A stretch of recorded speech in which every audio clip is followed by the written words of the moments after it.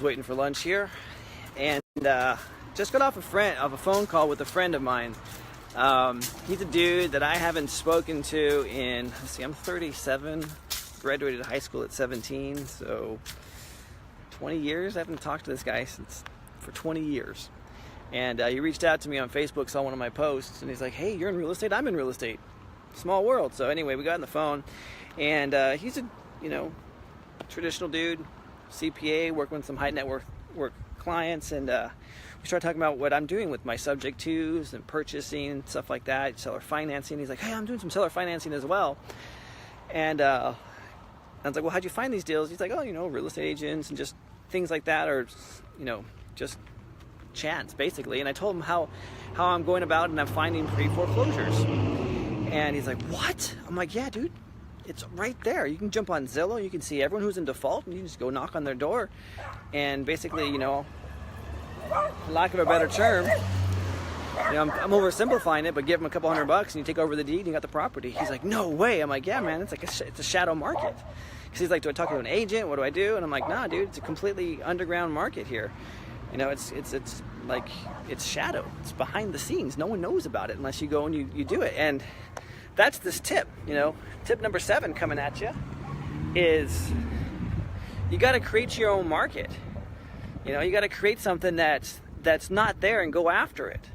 And that's what I did. I'm like, shoot, everyone's going after for sell by owners. Everyone's going after Craigslist. How can I go after and create my own little shadow market?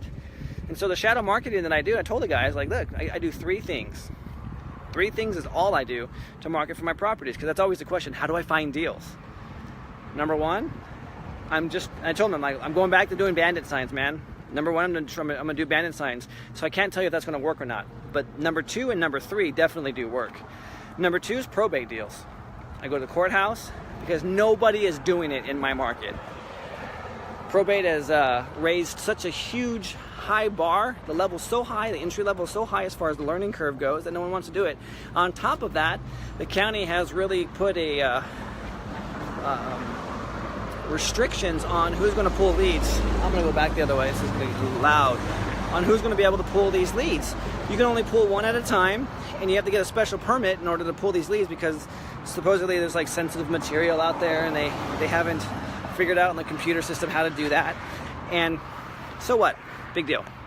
So I go back and I spend like 2 hours pulling some leads, but hey, I get some really good leads, and there's nobody out there doing that. So probate. Number 3, pre-foreclosures, man. There's very few people are going to knock on the door. I can just tell you that right now. I was one of them. I was afraid. I'm like, I'm not going to go knock on someone's door. They're going to yell at me.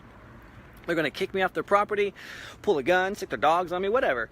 They're pissed. They're losing their house, and you're just coming there to profit from them. That they don't want that.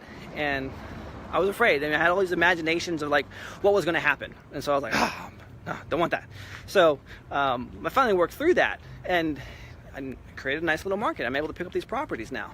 So you got to be able to figure out, what are you good at? What do you know?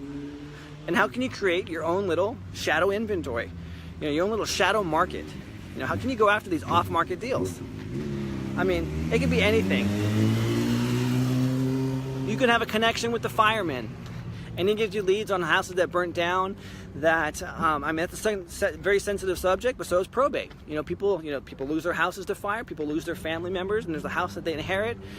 And so you just need to know how to talk about that. But that's a deal right there, man. You talk to a fireman, like, hey, how can I get access to some fire records so I can go and start talking to some of these homeowners who lost their houses in fire, and they either were insured or underinsured and they can't do anything about it. That's a big deal. I want to tell you that right now.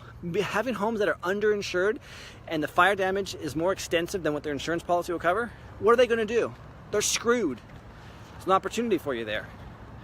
So you can do that. Code enforcement, another opportunity for you. You find a code enforcement officer. Now, you don't have to have friends that are this. You can go down to the county. It's all public record. It's free.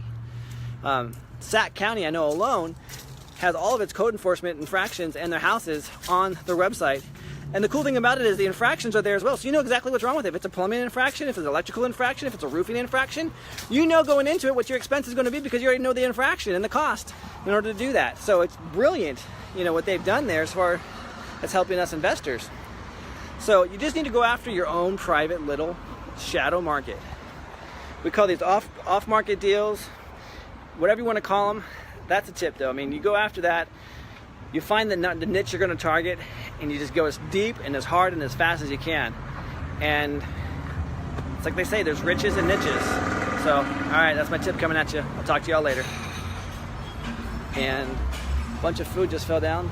Sounds like that's mine.